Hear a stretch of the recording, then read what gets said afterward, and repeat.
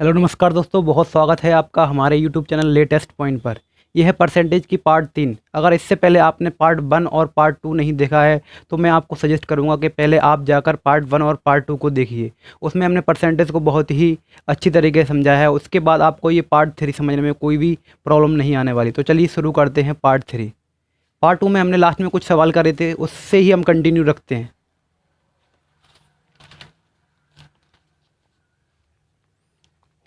Part 2 में 16 सवाल कर लिए थे और आगे चल हम के 17वें सवाल से शुरू करते हैं।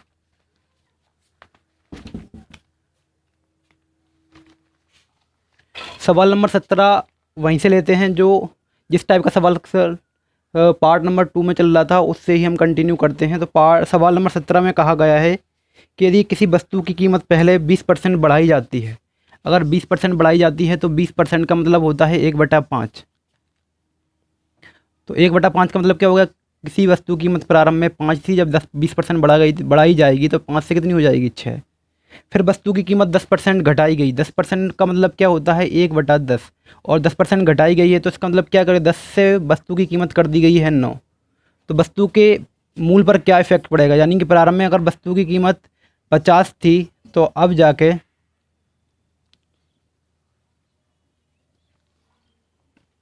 सॉरी 10% बढ़ाई गई है कीमत। जहाँ पर 10% बढ़ाई गई है सवाल में, तो जहाँ पर कीमत हो जाएगी 10 से 11। जब बढ़ाई गई है तो बढ़ा देंगे, जब घटाने की बोले तो घटाई गई है तो घटा देंगे। तो वस्तु की कीमत कितनी हो गई? 66। और जबकि सवाल में हमको दे रखी है ये कीमत कितनी है? 99 है। तो हमारा 66 कितने के बराबर है? 99 के बराबर है। तो 1 यूनिट की वैल्यू हम निकालेंगे। तो यहाँ पे मैं 11 से काट रहा हूँ। 11 छिंग 66 और 11 नाम 99 और 3 दूनी 6 और 3 तरके 9, यानी कि 1 यूनिट की जो वैल्यू आएगी वो आएगी 3/2 यानी कि 1.5। तो मूल संख्या पूछिए। मूल संख्या है हमारी 50 और 50 में 1 यूनिट की वैल्यू हमने लिखा ली 3/2। और इससे जब काटेंगे तो ये आएगा 25 और 25 थी 75, 75।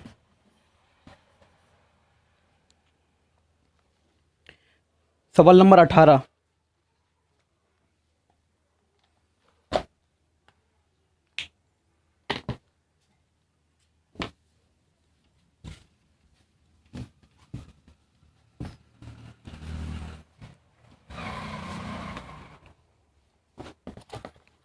सवाल नंबर 18 बहुत ही ज़्यादा इंपॉर्टेंट सवाल है।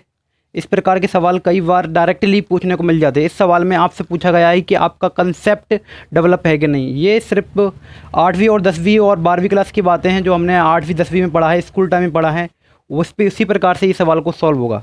सवाल में दिया गया है यदि किसी वस्तु की कीमत R% बढ़ाई जाती है, फिर बढ़ी हुई कीमत R% घटाई जाती है, अगर अब इसकी कीमत 1 रुपये है तो वास्तविक कीमत क्या थी? तो इसमें कुछ बातें हमको याद करने पड़ेंगी स्कूल के टाइम की। जैसे कि अगर मैं बोलूँ जी कि कोई वस्तु की कीमत है ₹X, अगर मैं इसमें 10% बढ़ा दूँ, अगर इसकी कीमत 10% बढ़ जाती है तो हम किस प्रकार से बढ़ा देते? कुछ इस प्रकार से बढ़ा देते थे जी, कीमत X है और अगर 10% बढ़ाना आता है 1/10/100। और आगे चल के हम X की कीमत किस प्रकार 100 एकम 100 और 1 10 यानी कि 110/100 कर देते थे। अगर बढ़ती थी कीमत तो इस प्रकार करते थे। अगर घटती थी कीमत, अगर घटा नहीं बोलता था तो यहाँ पर माइनस रख देते थे। तो माइनस अगर जब माइनस रखते थे तो 100 एकम 100, 100 में से 1 गया तो 90/100 इस प्रकार से आ जाता था। तो इसी प्रकार से इसी कंसेप्ट से हमको इस सवाल को डील करना है। सवाल में कहा गया है कि प्रारंभ में कुछ कीमत थी किसी वस्तु की, तो हम मान लेते हैं कि प्रारंभ में कीमत X थी। फिर क्या हुआ? कीमत को R% बढ़ाया गया। R% बढ़ाया गया है तो कीमत X इंटू R/100 + 1 कुछ इस प्रकार से बढ़ेगी। जब और ज़्यादा सॉल्व कर लेंगे इसको तो मैं डायरेक्ट कीमत कुछ X इंटू 100 + R/100 सॉल्व करके इतनी आ जाएगी। जब कीमत X थी, X से R% बढ़ाई गई तो कीमत क्या हो गई? X into 100 + R/100। फिर इसी बढ़ी हुई कीमत को, ये बढ़ी हुई कीमत है, इस बढ़ी हुई कीमत को R% घटाया गया है।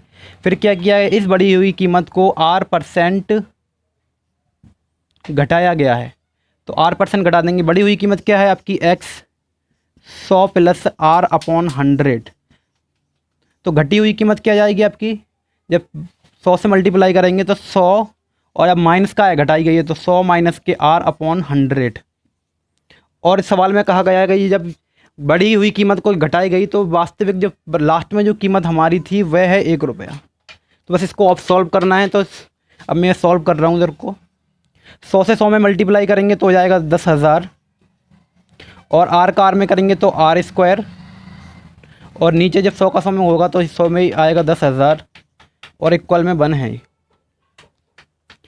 अगर आपको दो टर्म एक जैसी हैं, जैसे कि ये 100 प्लस आर और 100 माइनस आर, एक में प्लस लगा है एक में माइनस लगा है, तो आप डायरेक्टली टर्न बाई टर्न कर सकते हो। अगर इसकी जगह प्लस लगा होता, दोनों टर्न प्लस के होते, तो मुझे पूरा मल्टीप्लाई करना पड़ता, 100 का 100 में, 100 का आर में, फिर ये करते नहीं। तो इस प्रकार आपको अगर कभी एक जैसे टर्न मिलें दो, जिसमें एक प्लस हो तो एक माइनस हो, तो आप ऐसे डायरेक्ट कर सकते हो, 100 का 100 में और आर का आर में। अगर ये प्लस प्लस होती तो मैं ऐसे नहीं कर सकता था। तो अगली कीमत अगर हम 1 का मल्टीप्लाई ऊपर कर दें तो, और x को बटे में ले जाऊँ, तो x की वैल्यू अपन को निकालना है कि इस वस्तु की बढ़ी हुई कीमत क्या हो गई, बढ़ने और घटने के बाद लास्ट परिणाम क्या हो गया। तो ये 100 जाएगा ऊपर, यानी कि 10,000 जाएगा ऊपर, और बटे में आएगी जो वाली संख्या, यानी कि 10,000 माइनस आर स्क्वायर, जो हो जाएगा आपका आंसर। अगला सवाल देखें।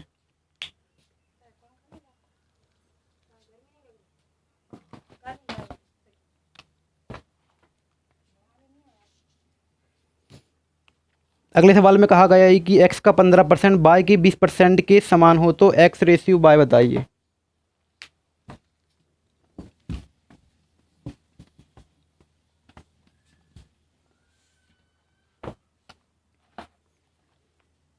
x का 15% बराबर है y के 20% के बराबर है, तो x रेशियो y बताइए। तो दोनों साइड परसेंटेज हैं, परसेंटेज से परसेंटेज कट जाएगा, परसेंटेज से कोई इफेक्ट नहीं पड़ेगा सवाल पर, तो डायरेक्ट मैं काट रहा हूँ। 5 या 15 और 5 को 20। एक्स और वाई का रेशियो निकालना है, तो एक्स को यहीं पर रखा मैंने, वाई को इसके बटे में लेकर आया, ऊपर बचा था आपका 4 और नीचे बचा था 3, तो इसका आंसर हो जाएगा 4:3। नेक्स्ट सवाल देखें।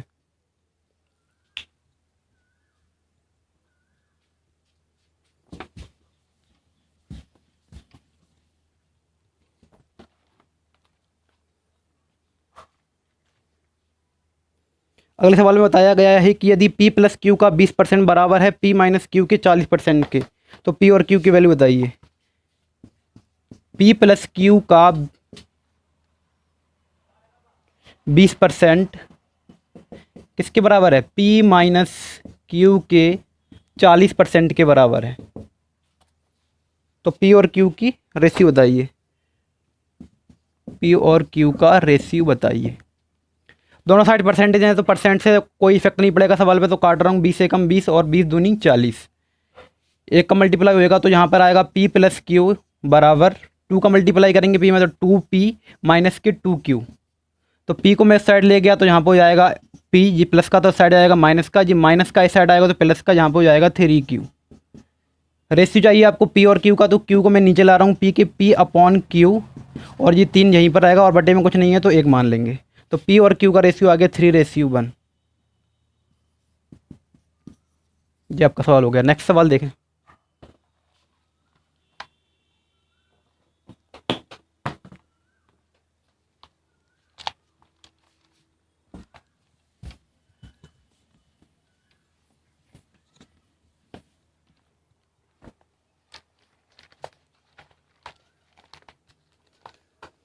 अगले सवाल में कहा गया है कि दो संख्याएं हैं a और b इस प्रकार हैं कि a के 5% और b के 4% का योग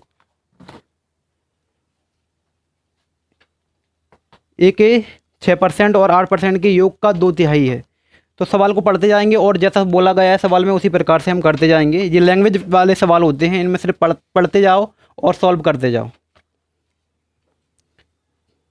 तो a का 5%, a का 5% प्लस b के 4% का योग, b के 4% का योग, a के 6% और b के 8%, a के 6% और b के 8% के योग का 2/3 है। योग का 2/3 है, यानी कि ये सब पूरा सवाल बन गया। अब बस सॉल्व करना है। ठीक है, इसको सॉल्व करते हैं अपन। देखो ऊपर भी परसेंटेज है 2 बार और नीचे भी परसेंटेज है 2 बार, ये परसेंटेज यहाँ पे ही परसेंटेज। अगर परसेंटेज को मैं कॉमन ले लूँगा, इस दोनों साइड से 2 टर्न है, पहला टर्न और दूसरा टर्न, दोनों को अगर मैं कॉमन ले लूँगा तो परसेंटेज नीचे भी 100 कॉमन आएगी, ऊपर भी 100 कॉमन आएगी, तो परसेंटेज से परसेंटेज कट जाएगा। परसेंटेज पे सवाल का कोई इफेक्ट पड़ने नहीं वाला, तो हम आसानी से परसेंटेज को डील कर लेंगे। अब सिर्फ सवाल में रह गया है क्वेश्चन, तो सॉल्व करते हैं। 3a से करते हैं तो 5 तिया 15a प्लस 4 तिया 12b,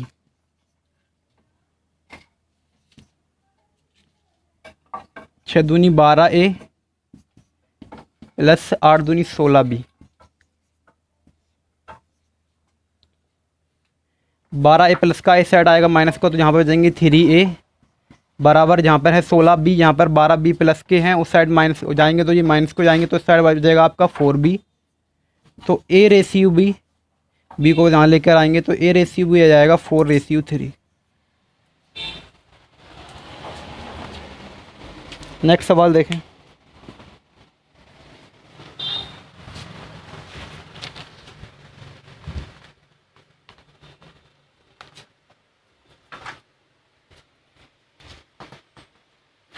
अगला सवाल है कि दो संख्याओं का योग 520 है, यदि बड़ी संख्या को 4% घटाया जाए और छोटी को 12% बढ़ाया जाए।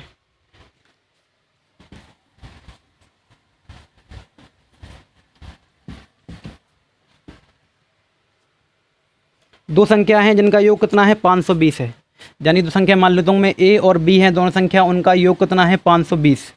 मैं बड़ी संख्या में मान लेता हूँ a को और छोटी संख्या मान लेते हैं b को। अब सवाल में कहा गया है कि यदि बड़ी संख्या को 4% घटाया जाए, बड़ी संख्या यानी कि a को 4% घटाया जाए तो कितना हो जाएगा, वो 96 हो जाएगा, 96%। और बड़ी संख्या को 12% बढ़ाया जाए, और बड़ी संख्या यानी कि छोटी संख्या को 12% बढ़ाया जाए, छोटी संख्या को 12% बढ़ाया जाए, तो छोटी संख्या को 12% बढ़ा देंगे तो वो 112% हो जाएगी। परसेंट दोनों साइड है, और सवाल में बताया गया है जब ऐसा किया गया तो ये आपस में बराबर हैं, तो a और b का रेशियो निकाल लेंगे अपन। 4 से काट देता हूँ, 4 दूनी 8 और 4 चौको 16, और यहाँ पर जाएगा 4 दूनी 8 और 4 अट्ठे 32, फिर 4 से कट जाएगा 4 छिंग 24 और 4 अट्ठे 32,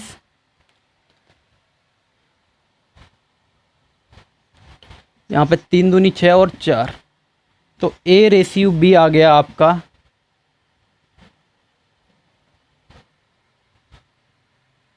1 मिनट। दो संख्याओं का योग 520 है, यदि बड़ी संख्या को 4% घटाया गया यानी कि 96 तथा छोटी संख्या को 12% बढ़ाया गया जाए तो संख्या बराबर प्राप्त होती है। तो 4 दूनी 8 और 4 चौको 16, और यहाँ पर 4 दूनी 8, 4 अट्ठे 32, 4 पंजे 20, 4 छिंग 24 और 4 सत्ते 28, तो इनका रेशियो बनेगा a रेशियो भी, यानी कि अगर 7 है तो यहाँ पे मैं 7 रखूँगा, यहाँ पे आएगा आपका 6। तो इन दोनों संख्याओं का योग कितना है, ये संख्याओं का रेशियो हो गया है। पहली संख्या अगर 7 है तो दूसरी संख्या 6 के रेशियो में है, तो इन दोनों का अगर मैं रेशियो ऐड कर दूँ कितना हो जाएगा 13, जबकि सवाल में दिया गया वैसे दोनों संख्या मिलकर कितनी है 520 हैं, तो 1 यूनिट की वैल्यू आएगी 13 चौको 52 यानी कि 40। तो दोनों संख्याएं पूछी हैं, तो पहली संख्या कितनी है आपकी 7, तो 1 यूनिट की वैल्यू है 40 और 7 चौको 28 280, और दूसरी संख्या क्या है आपकी, दूसरी संख्या है 6, और यहाँ पर आई 1 यूनिट की वैल्यू 40, तो 6 चौको 24 यानी कि 240। ये आपकी दोनों संख्याएं हो जाएंगी 280 और 240। अगला सवाल,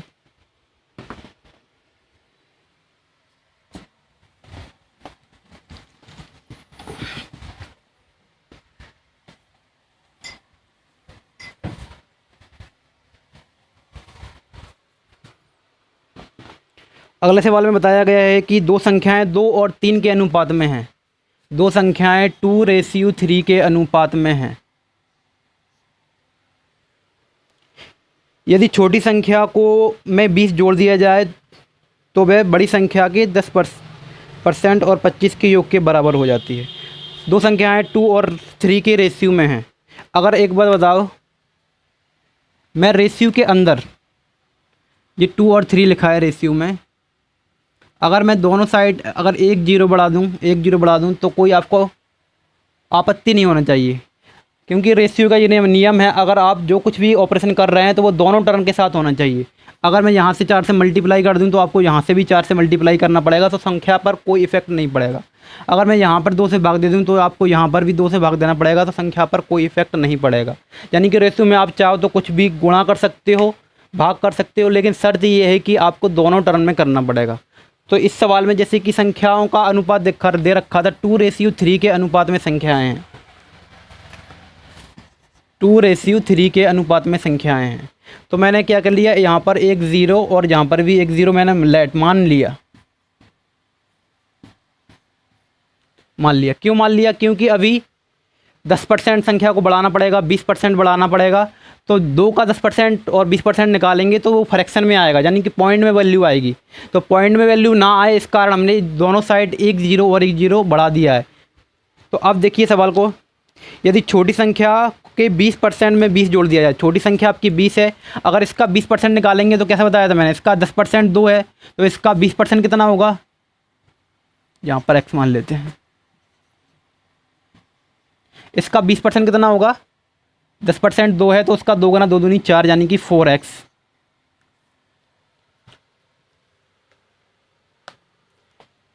बीस जोड़ा गया है और बड़ी संख्या के 10% इसका कितना आएगा, 3 आएगा, और बड़ी संख्या के 10% में 25 जोड़ा जाए तो ये बराबर प्राप्त हो जाती हैं। तो बस इसको सॉल्व कर लेते हैं। 3x से साइड आएगा तो माइनस का, यानी कि साइड बच x, और ये 20 प्लस के साइड जाएंगे तो ये माइनस की, यानी कि x की वैल्यू आ गई आपकी 5। तो संख्या पूछी है, तो संख्या पहली छोटी संख्या क्या हो जाएगी, 20x थी आपकी, तो 20 की जगह 20 और x की वैल्यू आ गई 5, तो ये संख्या हो जाएगी आपकी 100, छोटी संख्या। और अगर बड़ी संख्या पूछी जाए तो बड़ी संख्या आपकी 30x माना था, तो 30 की जगह 30 और x की जगह 5, यानी कि 3 पंजे 15, तो जो आपकी संख्या हो जाएगी 150। अगला सवाल,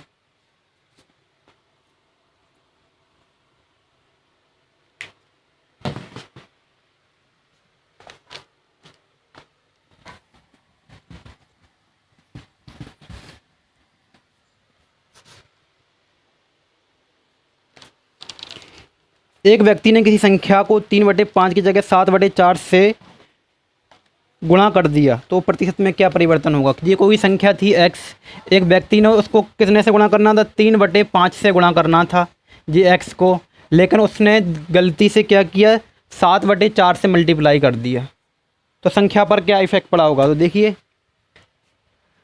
4 से इधर जाऊँगा तो जहाँ पर हो जाएगा आपका 4 3 12 13 मल्टीप्लाई करेंगे, यानी कि 4 12x, इधर करूँगा तो 5 7 35x, यानी कि इसका मतलब क्या हो गया, कोई संख्या 12x से 35x हो गई, इसका मतलब कितनी बढ़ गई, 12 से अगर 35 हो गई x हो गई, तो वह संख्या कितनी 23x बढ़ गई कि नहीं बढ़ गई।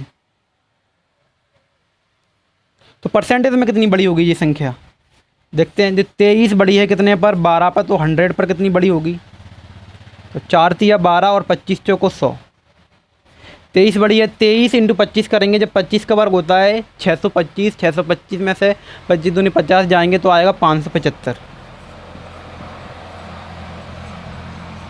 3 से भाग दे देंगे, जहाँ आएगा 3 एकम 3 और 3 नाम 27, फिर 3 एकम 3 और 2 बचेंगे और बटे में 3, तो संख्या 191 सही 2/3% ज़्यादा आ रही होगी। अगला सवाल,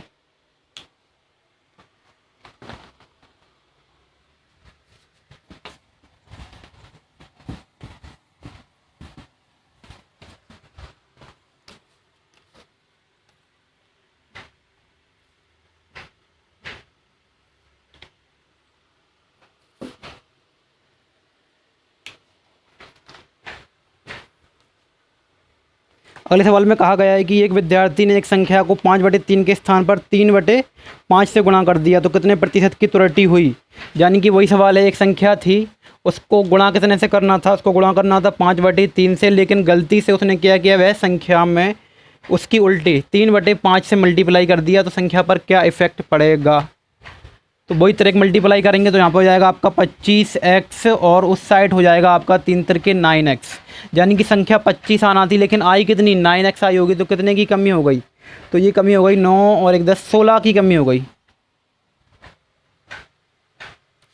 तो प्रारंभ में 25 थी और जब इस प्रकार से त्रुटि हो गई तो वह 16 की कमी आ गई। तो 16 की कमी है कितने पर? 25 पर। तो 100 पर कितने की कमी हुई होगी? तो 25 चौको 100 और 16 चौको 64, 64% की त्रुटि हो गई। नेक्स्ट सवाल,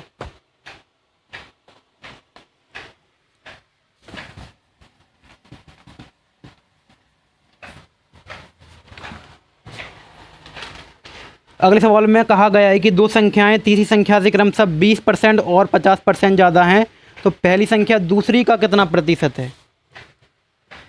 संख्या है, तीन संख्या मान लेते हैं, पहली संख्या, दूसरी संख्या और तीसरी संख्या। तीसरी संख्या के बारे में नहीं पता है तो मैंने मान लिया 100, लेकिन सवाल में बताया गया है कि पहली संख्या तीसरी संख्या से 20 पर ज़्यादा है, तो 100 का 20% 20 होगा, और दूसरी संख्या है वह 50% ज़्यादा है, तो वह कितनी होगी? 150 होगी। तो इसमें बताना है आपको पहली संख्या दूसरी का कितने प्रतिशत है। पहली संख्या यानी कि 120, दूसरी संख्या का मैंने बताया था पहली वीडियो में, जिस संख्या के साथ का या से आ रहा है वह संख्या आएगी आपकी नीचे। दूसरी संख्या 150 का कितना प्रतिशत है? 50 दूनी 100 और 50 तिया 150 और 3 चौको 12 यानी कि 0, 4 तिया 12 यानी कि 120% है।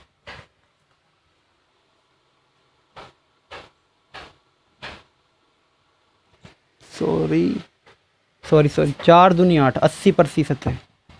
4 दूनी 8, सॉरी माय मिस्टेक, 80% है। अगले सवाल में कहा गया है कि दो संख्याएं तीसरी संख्या से क्रमशः 20 तथा 50% कम है, 20% और 50% कम है। इसी प्रकार का सवाल है। तीसरी संख्या उनको नहीं पता है तो मैं मान लेता हूँ 100। तो तीसरी संख्या से पहली संख्या 20% कम है, यानी कि 20% का मतलब है 80, और दूसरी संख्या 50% कम है, तो 50% का मतलब 50 है वह संख्या। तो पूछा गया है तो पहली संख्या दूसरी का कितनी प्रतिशत है? वही पहली संख्या यानी कि 80, दूसरी संख्या है 50 का कितना प्रतिशत है? 50 से कम 50, 50 दूनी 100, 8 दूनी 16, 160% है। अगला सवाल,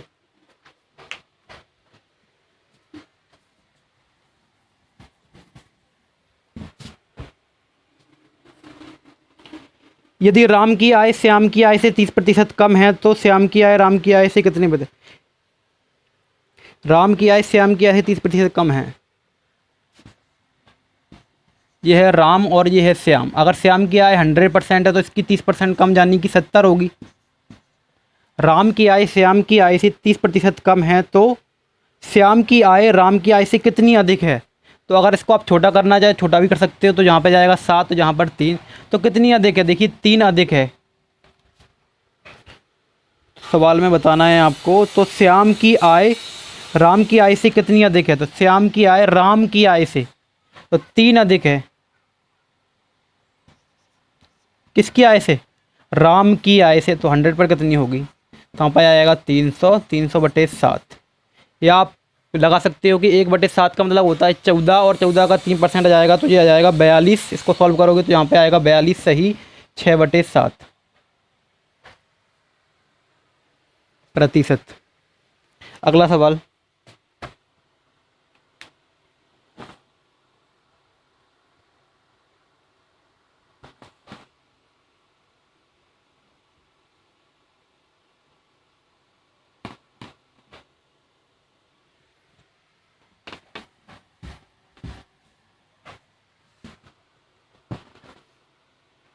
अगला सवाल, है यदि किसी कर्मचारी की मासिक आय 2/3% बढ़ाने पर उसे 72 रुपये अधिक मिले। कोई कर्मचारी था, उसकी आय प्रारंभ में कुछ भी थी, लेकिन उसकी आय 2/3% बढ़ जाती है, तो उसको हर महीने जो सैलरी मिलती थी उससे कितना 72 रुपये अधिक मिले हैं। जो भी सैलरी मिलती थी उससे कितने 72 रुपये बढ़ के मिले हैं। तो फ्रैक्शन है ये, वो परसेंटेज है, परसेंटेज को सॉल्व करेंगे तो आएगा ये 3 दूनी 6 और 2 8। 2 सही 2/3%। 3 दूनी 6 और 2 8, यानी कि 8/3 और परसेंटेज हटाएंगे तो आएगा नीचे 100। 4 से काटा हूँ, 4 दूनी 8 और 25 चौको 100, तो ऊपर हो जाएगी 2 और बटे में नीचे आएगा 75। इसका मतलब क्या हो गया, प्रारंभ में किसी व्यक्ति की आय 75 थी, तो वह जब 2 सही 2/3% बढ़ाई जाएगी तो 2 बढ़ जाएगी। तो आपको कितने एक्स्ट्रा मिलेंगे, पहले आपको जो मिलते थे 75, तो 2 रुपये बढ़ गए, आपको कितने मिलेंगे, वह पैसे मिलेंगे आपको 77 रुपये। लेकिन आपको कितने रुपए एक्स्ट्रा मिले, तो पहले 75 मिलते थे, अब 77 रुपये मिल रहे हैं, तो आपको 2 रुपये एक्स्ट्रा मिल रहे हैं। जबकि सवाल में कहा गया है कि आपको 72 रुपये अधिक मिले, उसको कितने 72 रुपये अधिक मिले, तो 1 यूनिट की वैल्यू हो जाएगी 36 दूनी 72, यानी कि 36। तो क्या पूछा गया, उसमें पूछा गया है कि उसकी मासिक आय क्या होगी। मासिक आय यानी कि 75% की वैल्यू पूछी गई है। 75 इंटू 36, 6×5 = 30, यानी कि यहाँ को सॉल्व कर रहे होंगे तो आपका आ जाएगा 2700। अगला सवाल,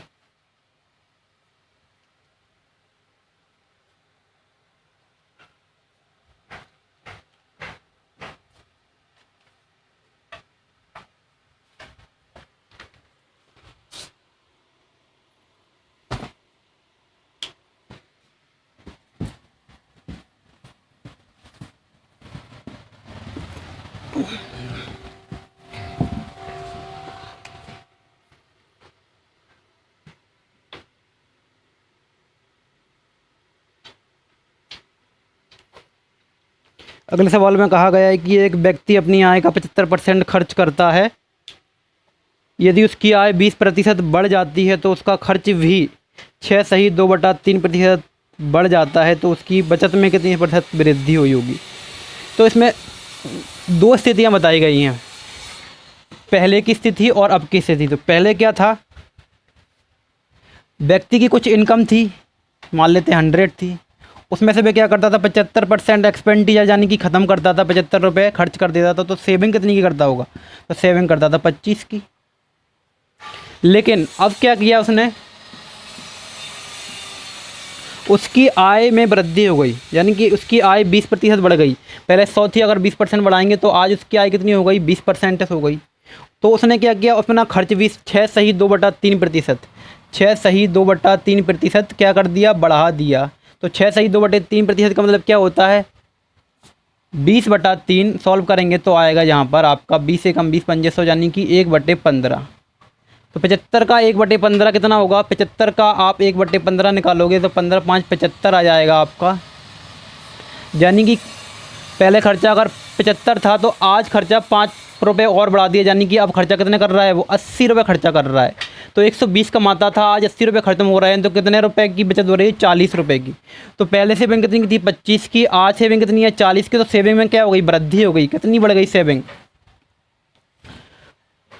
15 रुपये सेविंग बढ़ गई।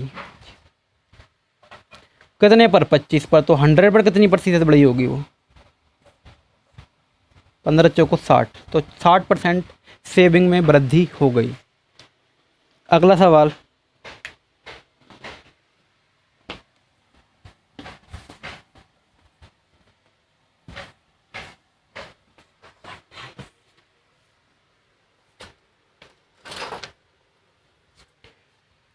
विपिन अपनी आय का 75% खत्म करता है। उसी टाइप का सवाल है कि प्रारंभ में वो 100 रुपये उसकी इनकम थी, एक्सपेंडिचर कितना था, तो 75% खर्च कर देता था, तो बचाता कितना था, 25% उसकी सेविंग थी।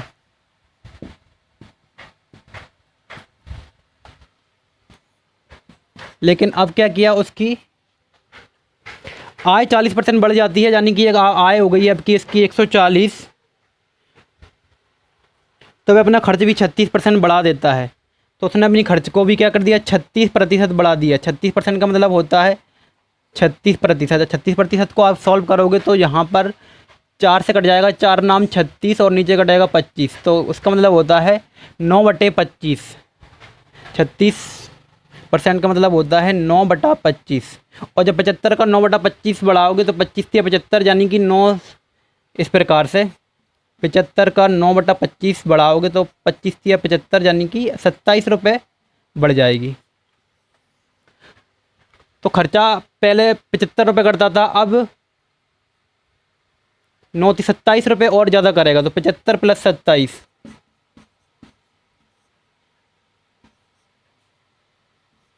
यानी कि आज उसका खर्चा कितना हो गया 102 रुपये। तो कितने की बचत हो रही है 38 की। पहले कितने की बचत होती थी 25 की। तो कितना 8 और 5, तो 13 रुपये की बचत हो गई कितने पर 25 पर। तो 100 पर कितने की हुई होगी 25 चौको 100 और 13 चौको 52। तो आज जिस सेविंग में कितनी % की वृद्धि हो गई 52% की वृद्धि हो गई। या फिर इसके लिए एक और ट्रिक है, इस प्रकार से भी आप देख सकते हो अगर चाहो तो। ये वाला आप नोट कर लें, फिर मैं बता रहा हूँ इसका दूसरा मेथड।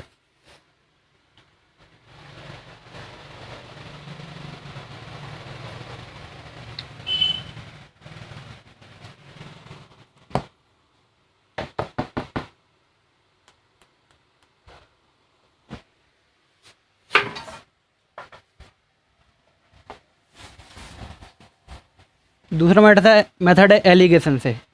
अगर आपको एलिगेशन आता है तो ये मेथड आपको बहुत अच्छी तरीके से समझ में आएगा।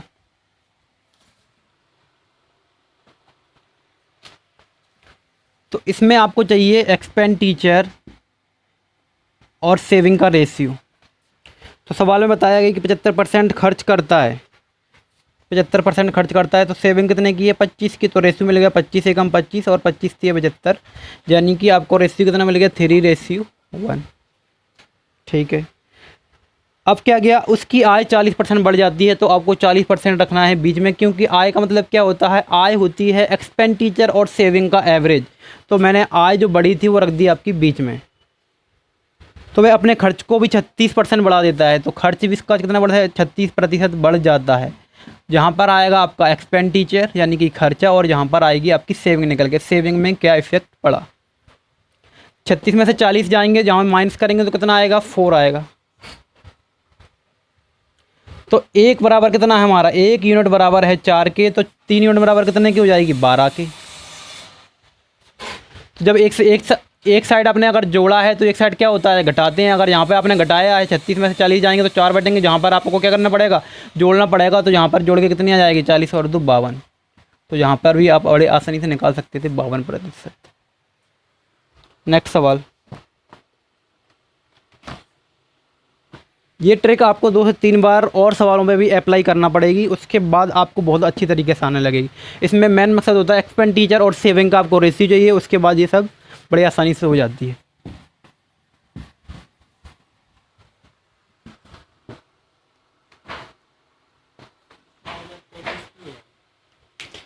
एक लास्ट सवाल और उसके बाद ये वीडियो ख़त्म करते हैं।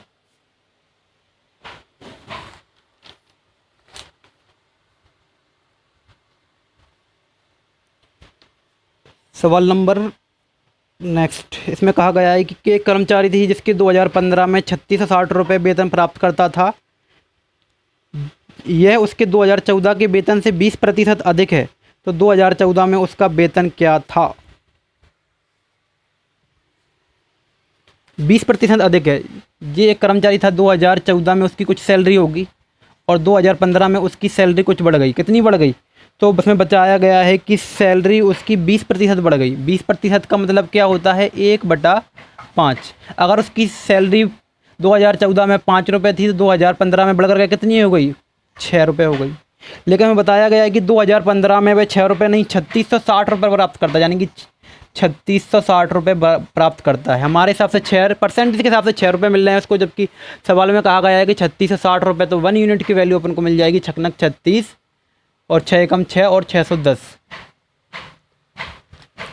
तो 2014 में उसकी वेतन कितना था, तो 2014 में उसका वेतन था 5 यूनिट और 1 यूनिट की वैल्यू 610 है। तो यहाँ पर आएगी 0, 5 एकम 5 और 5 छक्के 30, यानी कि 30,050 रुपये। आज की वीडियो में इतना ही, अगली वीडियो में हम जहाँ से कंटिन्यू करते हैं। Thank you. प्लीज़ सब्सक्राइब कीजिए हमारे चैनल को और बेल आइकन को दबाएं, जिससे हमारे द्वारा बनाई गई हर वीडियो की नोटिफिकेशन आपको मिल जाएगी, और अपने फ्रेंड के साथ भी शेयर करें। Thank you.